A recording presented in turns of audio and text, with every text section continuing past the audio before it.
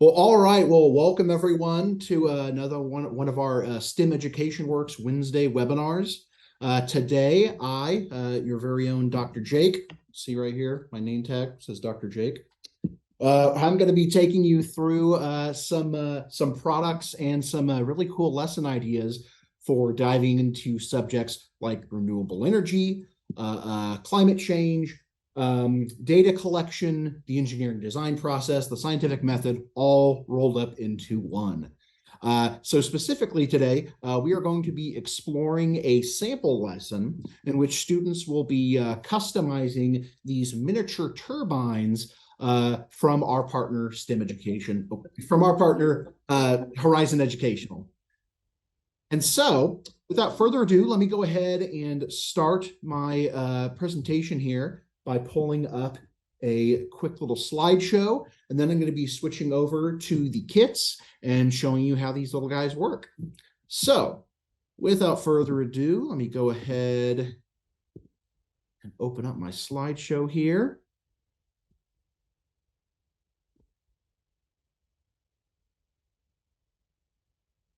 And let me go ahead and share my screen. All right. Can you guys see my screen here?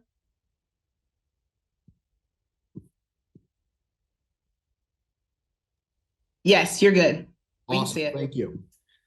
All righty. So the title of today's webinar is Hands-on Learning That Will Blow You Away, Exploring Renewable Energy with Horizon Educational Kits. And so for those of you who might not know who I am just yet, my name is Dr. Jake Rourke. I graduated with a BS in Physics and Astronomy from Purdue University in 2012. Then I graduated with an MA and a PhD in Physics from Kent State University in 2018. And shortly after I got my PhD, a couple of years after, in fact, I ended up joining the STEM Education Works team as the Curriculum and Outreach Specialist. I have very, very much enjoyed my time here at STEM Education Works.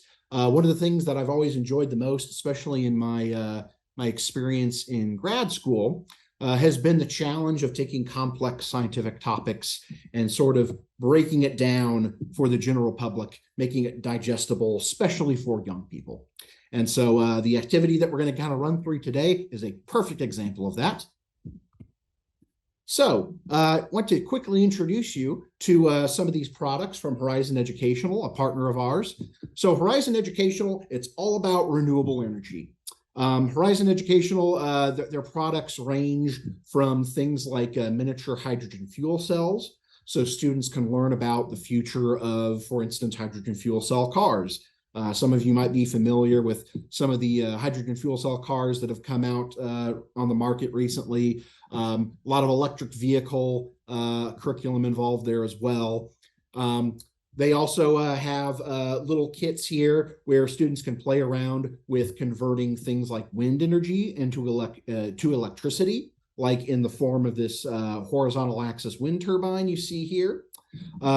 They also can get into subjects like using saltwater fuel cells, a whole bunch of really interesting renewable energy options for students to explore. But specifically today, we are going to be diving into three of these kits. First off, the horizontal axis wind turbine, the vertical axis wind turbine, and the Horizon Energy Monitor. Now, as you can see with the horizontal wind axis turbine, it has an axis that runs horizontal to the ground, so it's parallel to the ground, therefore why it's called the horizontal axis wind turbine. And the vertical axis wind turbine, as you can see, its axis of rotation is vertical. So we're going to kind of explore the different ways that we can go about harnessing wind energy and converting it into electricity. The Horizon Energy Monitor that you see at the center here, its role is that it essentially works as a multimeter. It hooks up directly with the little power ports, the black and red power ports at the base of these two different turbine models, and it can tell you how much voltage you are generating. So the first thing that you might have on your mind is, why is this important? So kits like these are exceptionally great for teaching subjects like renewable energy and climate change, teaching students what is the difference between a renewable and non-renewable energy source. Great for teaching energy conversion. So in this case, for today's activity, we are going to be converting wind energy or kinetic energy into electricity. It's also great for teaching electronics and circuits because in order to get these devices to work correctly, to power a light, let's say, or to give you a certain voltage reading on the Horizon Energy Monitor, you need to connect those wires together and make sure that you have a completed circuit. It also is a great way of teaching physics. In this case, magnetic induction and kinematics are two particular ones. Me having a physics background, I'm particularly, I like this particular point in specifically. Basically, magnetic induction is the idea of if you run two magnets next to each other and they're in motion, they're going to generate electricity. And we'll actually see that happening here a little later on in the presentation. It's also a great way of introducing career and cultural connections, and we'll get into that here in just a second. It's also a great way of teaching hands-on project-based content. So this is a great way for students to really have the students get their hands on these technologies and really explore what's going on, play around with different configurations with the blades, and figure out which blade configuration is truly the most efficient at turning wind energy into electricity. And lastly, it's a great way of getting students involved with the engineering design process, or you could also reference the scientific method here. This is a great way to teach iterative learning to kids, to get them to think critically about, if I have a certain blade configuration with these turbines, which one is going to result in the most efficient creation of electricity? This is also a great way for students to compare their initial hypotheses with the results that they get from experiment. And we'll get into that a little later on as well. So career connections. It's always very, very important to teach children why the content that they're learning matters. And in particular, how it can matter to the career path that they eventually take.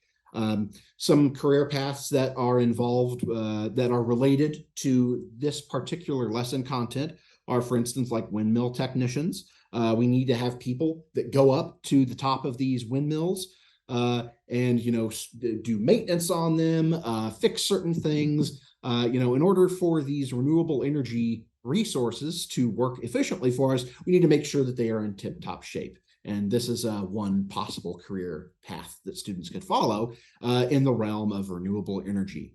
Also, the actual engineering of a turbine blade, whether we're talking about a horizontal axis wind turbine or a vertical axis wind turbine, or even in this case, if we look at this image right here, the design of a jet engine for an aircraft. Very, very similar kinds of engineering are involved with that. And ultimately, the main question there is, how much air are we kind of scooping up and pushing behind us? Or in the case of a wind turbine, how much air are we capturing and converting into kinetic energy and therefore turning into electricity? And then lastly, something like electrical engineering is also very relevant to this lesson content. So next, we have some cultural connections and social relevance that we can talk about. So the first, most immediate one that comes to mind is probably climate change, the importance of researching and investing in renewable energy in the future. In the case of an internal combustion engine, if we're using that to power our car or even to generate electricity, that is going to create a certain amount of a carbon footprint. It's going to release greenhouse gases. Whereas in the case of a renewable clean energy, like a wind turbine, you're avoiding those sort of side effects that are bad for the environment. Also, students nowadays, back when I was in school, this wasn't so much the case, but students nowadays are having a lot of encounters with electric vehicles, hybrid vehicles, hydrogen fuel cell vehicles. These are very, very hot topics nowadays, and it's a great way for students to learn about what the benefits of these technologies are. And lastly, students might be thinking to themselves, well, I understand the general idea of electricity, but how does electricity actually work? How do we create electricity and how do we deliver it to people's homes? And that is where the circuitry and electronics portion of these kits comes into play. So now, before we jump into any more of these subjects, let's actually get familiar with these kits that we have here. The horizontal axis wind turbine and the vertical axis wind turbine. So I'm going to go ahead, I'm going to stop sharing my screen, and I'm going to go ahead and move my camera around a little bit. So that way we get a nice view of what's going on my desk area. Okay, so first off, allow me to introduce you to the vertical axis or the horizontal axis wind turbine. This is the upright kind of wind turbine that you might see in the case of, in fact, let me, this might be the type of wind turbine that you see in the middle of like a crop field out in the country. I know that if you are driving from our hometown here, Lafayette, Indiana, if you're driving up to Chicago, there's a certain portion there where you're driving through these big fields with many of these very tall, towering turbines in them. It's a pretty cool sight to see, especially at nighttime, because they actually have these red blinking lights on top. So as I'm driving through the country, I kind of like to pretend like I'm pulling into a space station or something, It's kind of cool. But anyways, so let's take a look at some of the parts that are in here. So first off, I have the main portion of my turbine right here already built. So I have let me go ahead and turn it this way here.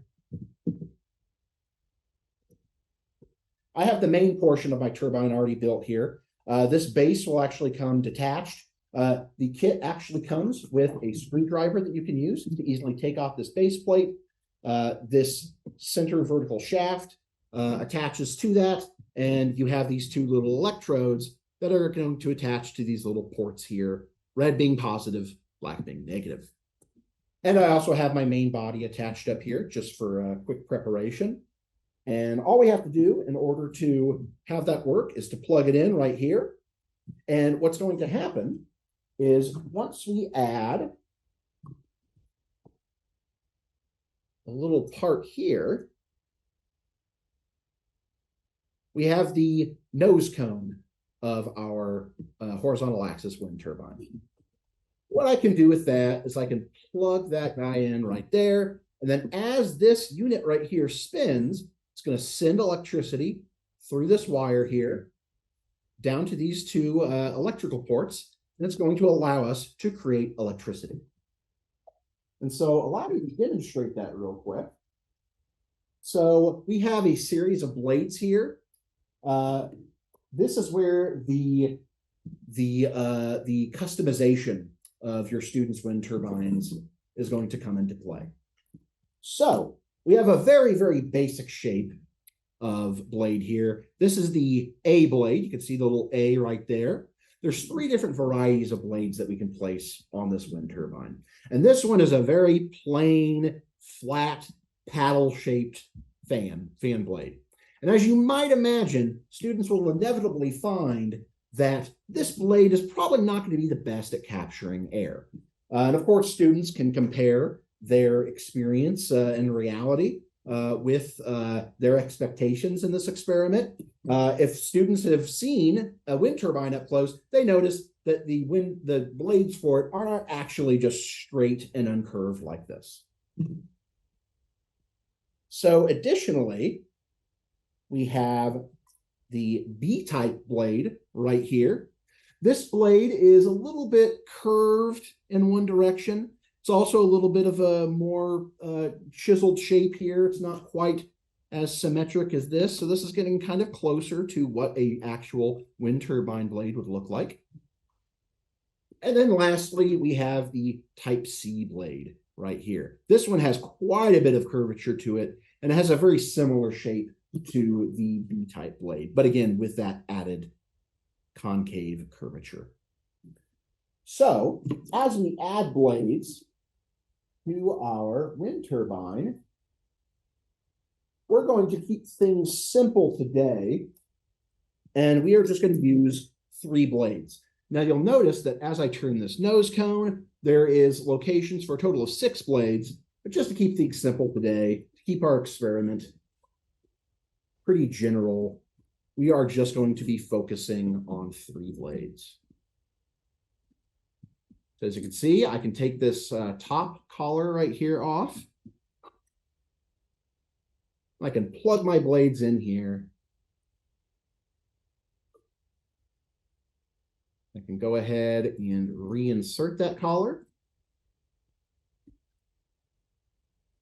And then this top piece goes in there and it locks those guys into place. Wonderful. So next, what I can do in order to demonstrate how this works, so I can go ahead and plug in my black wire and my red wire, and I'm actually going to plug this in to this little light sensor here. What this is going to do is it's going to indicate to me that my fan blade is generating electricity.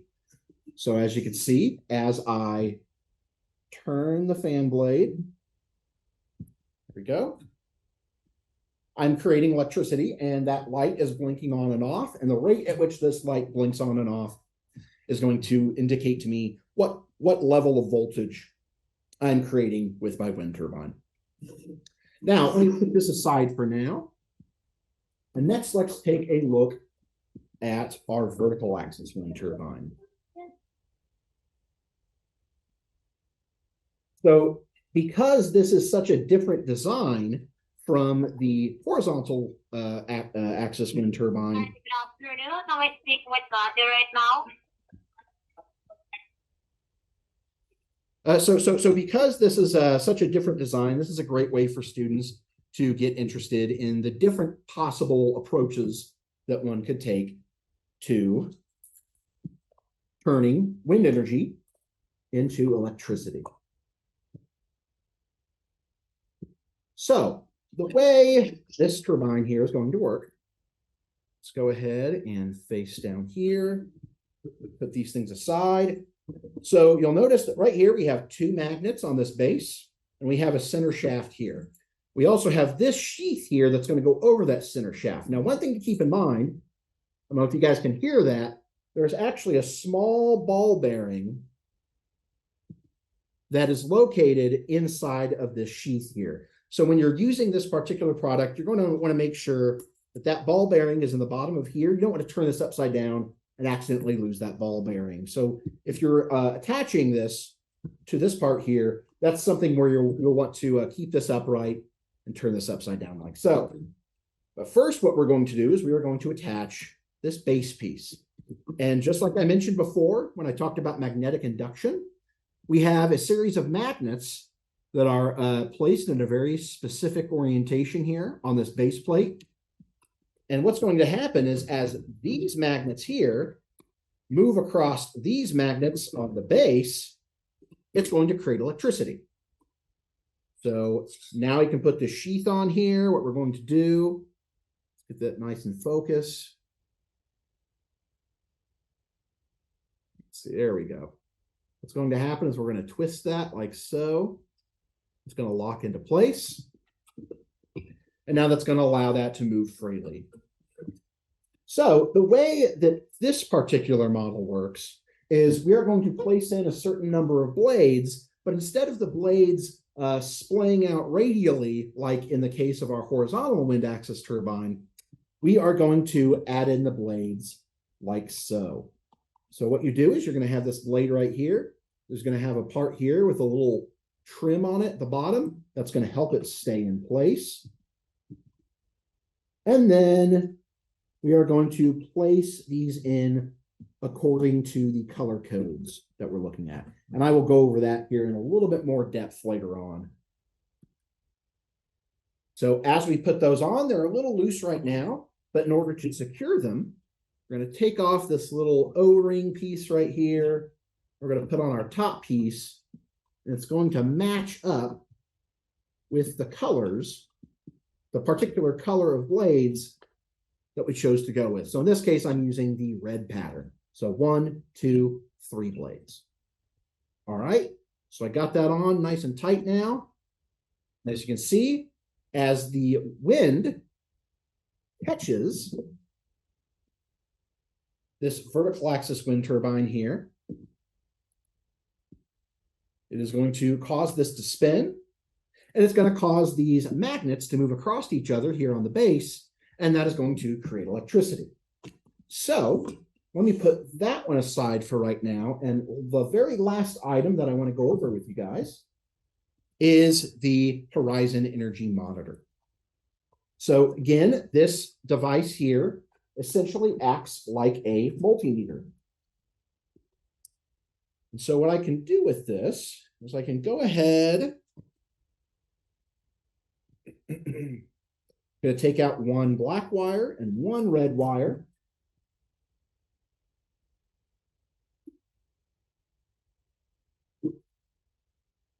And let me go ahead for this part here. Let me go ahead and get an overview shot here, so that way you can see what's going on. So first off, I'm going to turn on the Horizon Energy Monitor here. In fact, let me go ahead, because the lighting is a little, there we go. So as you can see the various readouts on this. So you have volts. There we go. We have volts, amps, and watts. So today we are specifically going to be looking at the voltage that we get. And so what we can do with this is, instead of using our setup here, previously I showed you that we could have our vertical axis wind turbine, and we could use that to light up these lights right here. Basically, what I'm going to do is I'm just going to take the lights out of the equation, and I'm going to use my energy monitor to determine how much voltage is being generated by my turbine. And as I turn this, I can see if in this particular scenario in the classroom, you could have a fan running, and you could have it go ahead and turn these blades at a certain rate. Just for the sake of noise level, I was just going to show you how to do this generally today without the fan. But as I turn that, you'll notice that that voltage is going to be at a certain value. So like 1.5 is the reading that I'm getting right now. Now, with all those tools together, all those ingredients, if we put those all together, then we can actually switch over and do an in-depth activity using these pieces of technology. So let me go ahead and share my screen once more. All right, can everyone see that?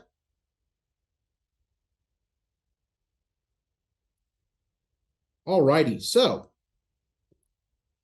using these kits, we can actually dive into this iterative learning and engineering design kind of mindset in the classroom. In particular, we're going to do this by customizing the blades that we're using on each of our wind turbines. So as I showed you previously, for the horizontal axis wind turbine, we have 3 different type of blade configurations we can use. We can use type A blades, which are those just basic plain Jane, flat paddle shaped blades. Then we have those type B blades that have a slight curvature to them and a different shape. And then lastly, we have the type C blades that have much more curvature, and it kind of maintains the same shape as the type B blades. I would recommend for a lesson that you simply have the students choose between using 3 type A blades, 3 type B blades, or 3 type C blades, and then iteratively run through each of those configurations. And then from there, you can determine which configuration is most efficient at generating electricity. So as you can see, I already showed you a little bit about how those blades fit into the nose cone of your horizontal axis wind turbine. And also I want to point out that you do have the ability to turn and change the pitch of these particular blades. So you can see it a lot better in this picture here, but as you can see, I can actually turn and rotate this object here. And there's actually 3 different settings I can set it at. You can see it a lot better in the up-close picture on the slide there. Today, I'm just going to focus on taking a look at how these blades function with the middle setting there. But again, as you can see, there's quite a lot of different variables that you can introduce using these kits. And again, variables are at the heart of the engineering design process as well as the scientific method. So let me go ahead. And now the different type of blade configurations that we can use with the vertical axis wind turbine. So in very much the same way that we can customize the horizontal axis wind turbine in 3 different ways, we can configure our vertical axis wind turbine in 3 different ways. So one way is to use the blue pattern. And as you can see, if you take a look at this top piece, you can see it very easily here. There are 2 blue shapes here. So that corresponds to using only 2 blades. And the next one, you can choose the red configuration, where we have 3 red blades right here. Or lastly, we can choose to use 4 blades. We have 1, 2, 3, and 4. And so, as you can see, this is how they insert themselves. This is the red 3-blade configuration. You would set them on the base like so in those red slots right there. And then you would place the top part in there, wiggle it in there so it's nice and locked in, and then you put your O-ring on the very top to secure it in place. So the first part of this activity that your students can dive into will obviously be the hypothesis. And in whether you're talking about the engineering design process or the scientific method, forming a hypothesis is a very, very important part of experimentation. And in this portion of the lesson, your students are really going to jump in and they're going to think, well, what are my initial expectations for what's going to work best? What's going to create the most electricity? Which turbine blade configuration do you think will yield the highest voltage? That's another way of saying that. And why?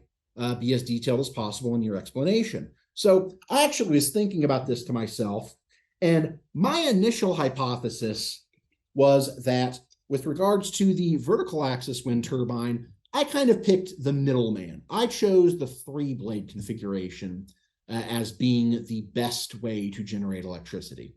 Because I was thinking to myself, well, 2 blades, it's not going to be enough. 4 blades, you might get a little overcrowded, and you might have a situation where perhaps there are too many blades and there's not enough airflow going through. So my initial hypothesis for this guy here was that a 3-blade configuration, the red configuration, would work best. And for the vertical axis wind turbine, my initial thoughts were that the type C blades with this really big scoop shape to it would be the best at capturing wind energy. So at this portion of the lesson, students should really be considering what shape / configuration of each blade is going to work best, and how does that shape and configuration impact its performance. Also, how much air is being scooped up by these blades, because that's ultimately what is generating the electricity. It's your ability to harness that wind energy, turn it into kinetic energy, the movement of the blades, and then turn it into electricity.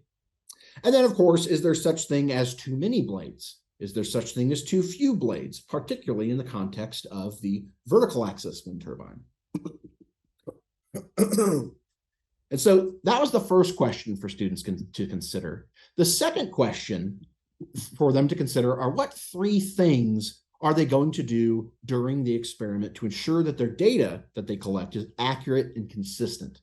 So this is another area where the idea of variables really come into play. And the way you could set this up in the classroom is you could have a long table like the one I'm sitting at right now, You could have your horizontal or vertical axis wind turbine at one end of the table, and you could have a standing box fan at the other end of the table. Or alternatively, you could use one of those oscillating fans, adjust it so it's just at the table height, and turn off the oscillation feature. What sort of factors are students going to use as they collect, as they collect their data? And so one thing that they can do is making sure that they place their turbines the exact same distance away from the fan during each iteration. So using masking tape. And again, it's a good idea to not necessarily tell students ahead of time what they need to do to make sure that their data is accurate and consistent. These are sort of certain things that students can need to kind of think of on their own. Perhaps you could give them a roll of masking tape and say, how could you possibly use this to make your data collection more consistent and accurate? You could also make sure that you orient the turbines in the same way each time. So for instance, we have our horizontal axis wind turbine right here. It kind of matters if it's facing directly forward. So let's say you are the fan right there. It kind of matters if we have it like this versus like this at an angle. It's another variable to consider. Also, making sure that we use the same fan speed each time. Usually a box fan or an oscillating fan has like 4 different settings. That's something that might seem obvious to us, but might not seem obvious at first to students. And then lastly, we can be consistent with how we go about collecting our data in terms of waiting for changes in our values of voltage to level off and waiting the same amount of time to collect data, etc. What this essentially means is as we collect data with our Horizon Energy Monitor, what we can do is what's going to happen is as the fan revs up, the voltage value that you read on this is going to be pretty low at first, and it's going to reach higher and higher and higher, and then eventually it's going to plateau off, and that voltage is not going to change very much. And what you can do is as that voltage is changing, you simply press the button at the center here, and it will freeze the screen. And that way it will allow you to collect data points for different trials, for different configurations. And so waiting until that voltage value levels off is also very important. So the timing at which you take your data is another variable to consider. And so part 2 is when the students jump into the experiment. So for instance, they can consider configuration number 1, and depending on which model of turbine that they are using, they are either going to use 3 type A blades for the horizontal axis wind turbine, or they're going to use the blue configuration for the vertical axis wind turbine. Something that's very fun to do is you could have both of these in your classroom, and perhaps you could have 2 or 3 groups using one version of the turbine and 2 or 3 groups considering and using the other model of the turbine. And at the end of the day, the students could come together, compare their results. Not only can they determine which configuration of blades works best for each model, but also they can determine which model works generally best. And also they can consider things like, well, why is it that we see horizontal axis wind turbines in the middle of cornfields more often than these vertical axis wind turbines? Something to think about that gets students into that engineering mindset. And so, of course, they can move on to the second configuration. And again, what they're doing in each of these trials is they're collecting a voltage value. It's whatever voltage is being pumped out by that particular model of turbine and the particular configuration you're using. And then from there, you can find the average voltage. This is a good way of just teaching students the importance of collecting multiple iterations of data. And then, of course, lastly, they can consider the third configuration and collect data there.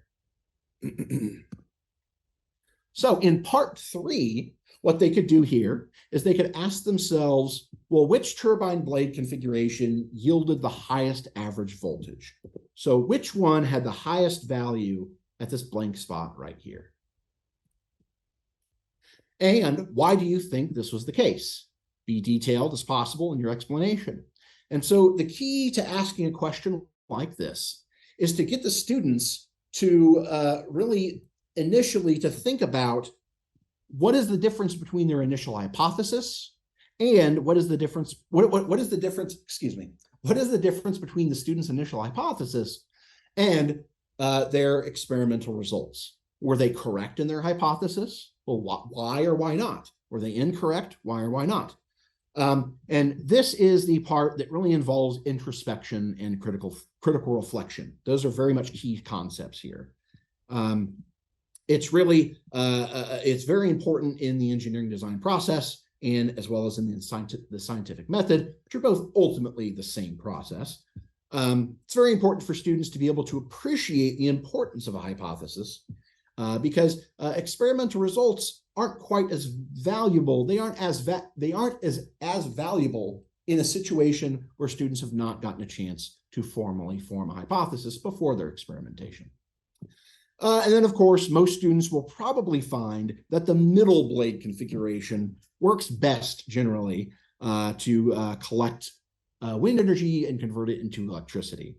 So i.e. the medium curvature / number of blades. So when I've ran through this experiment previously at conferences, I have noticed that a lot of times the B-type blades for the horizontal wind axis turbine typically work the best. And the red configuration with the medium amount of blades, 3 blades in this case, for the vertical axis wind turbine typically works the best. And so here in part 3 of our conclusion here, question 2, what are 3 more things that you could have done to ensure that the data you collected is accurate and consistent? So it's a really good idea for students not just to run through the process of forming a hypothesis, running an experiment, and analyzing their data, but it's also important for them to consider, if I were to run this experiment again, how could I do things differently? And in this case, answers will absolutely vary. So again, the key idea here is to identify variables in your system and to determine within each experiment, what things do you want to act as variables and what things do you want to act as constants? And when I've asked this to attendees at conferences in the past, I've gotten some really interesting ideas. So for instance, some people say that when they were doing one trial, they noticed that the door to the room was open. And even a small amount of draft of air moving into the room like that could cause your results to be skewed a bit. Another person mentioned that the position of people standing around the table, where you have the box fan on one end and the turbine on the other end, the configuration of people sitting around the table matters. So if you have someone who's right up against the table here, it might cause kind of like a wind vortex to form, and you're losing the total amount of wind energy that is reaching your turbine. Or if you have someone standing directly at the end here behind your turbine, perhaps that's blocking air and not allowing air to fully move through and get the highest voltage possible. And if someone's standing directly behind their box fan, that could lead to a situation where there's not enough air behind the fan to suck in that air and push it across the table. So there's many, many different variables that you can identify that could possibly affect your results. And of course, how could you further improve on the design of your turbine blades? So this is really where the engineering design process comes into play. What materials could you use to prototype your new design? So you could task students with creating their own shape and sizes of blades. So students could use something like cardboard, perhaps from a toilet paper roll or a paper towel roll. Notice that it already has that curvature to it, so that would be an advantageous kind of material to use. Or possibly plastic from a water bottle. Again, it already has that curvature to it.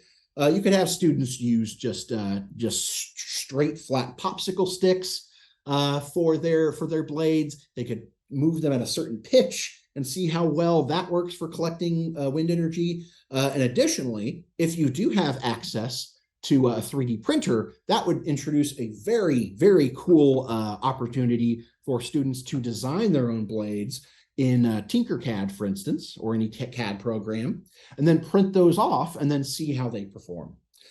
So again, this last step here would be a great extension activity for really diving into the engineering design process, because it really allows students to start off by defining their problem, doing some research on the problem, brainstorming ideas, developing a prototype, and then finally testing it and collecting data. And so, with that being said, thank you guys for joining me today. I really enjoy playing around with kits like this.